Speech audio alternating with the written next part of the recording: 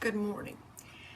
Today we're going to continue our study of Obadiah. The first day we learned about Esau and how he landed in Edom, and that is the land of his people and his clan, if you will. And in day 2 we were introduced to Obadiah, who had a prophecy against Edom. And yesterday we learned in verses 1 through 9 of Obadiah, we had the prediction of Edom, or here's what is going to happen. And today we're going to read verses 10 through 14, and that is why it's going to happen. So we got what's going to happen. Today we're going to learn why, or the denunciation of Edom. So go ahead and read verses 10 through 14. You can pause me, and I'll be here when you get back.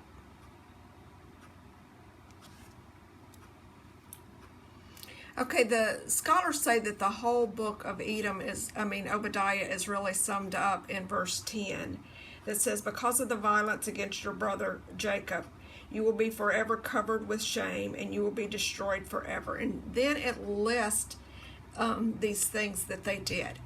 But the violence against Edom didn't just start when this book was written. It started way back in Moses' time. So in Numbers 20, verses 14 through 21. You can pause me if you want to go back and read those. But in Moses' day, Edom refused the Israelites to go through their territory when they were marching to the Promised Land. So they're just not cooperative people. In 1 Samuel 14:47, the Edomites warred against King Saul.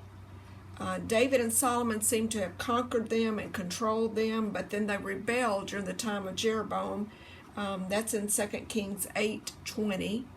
And in 2 Kings 14:7, Amaziah was the king of the southern kingdom of Judah, and he fought against them again. So they're just constantly causing problems for Judah and Israel and Jerusalem.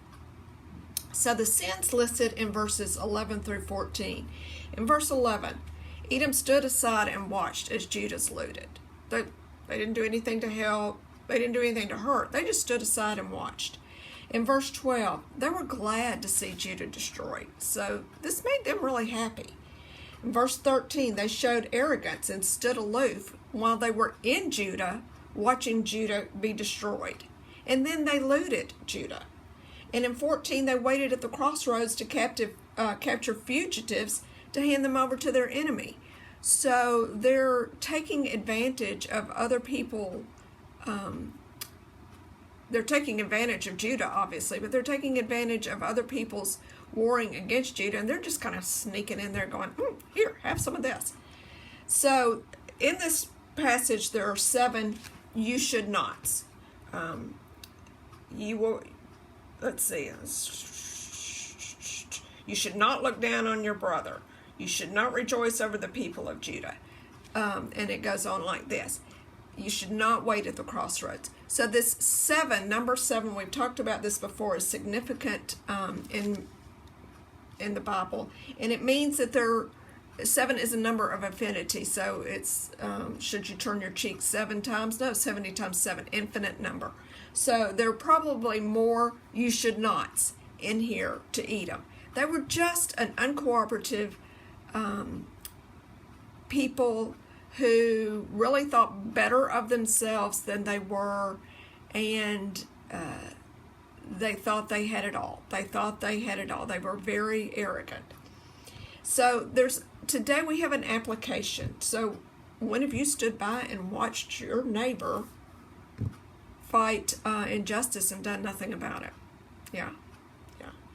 When have you been happy to see someone go through difficult times? Like, well, they deserve that. You don't know the whole story. 9 times out of 10, you do not know the whole story. When have you gone to someone's place of business or church and even home and kind of looked down your nose at it like, I can't believe this place. I could do it so much better. My church is so much better. My home is so much better. I could run this business better. Or worse, not even just thought it, but spoken it aloud. And speaking of catching people at the crossroads, when have you ever tried to catch someone in a perceived wrong? Just kind of waited and then, aha, gotcha. We do these things. We do these things inadvertently. We do these things sometimes on purpose. We do them to our friends and our families, but we especially do this to strangers and just kind of acquaintances, people we don't know real well. We also do this as a nation. Most importantly, we catch ourselves doing this as a group of Christians to maybe non-Christians, and we really need to watch for that in our own individual behavior, but in the people that we associate with. We do not need to be like the Edomites. Tomorrow we will finish the study of Obadiah, so have a good day, and I'll see you tomorrow.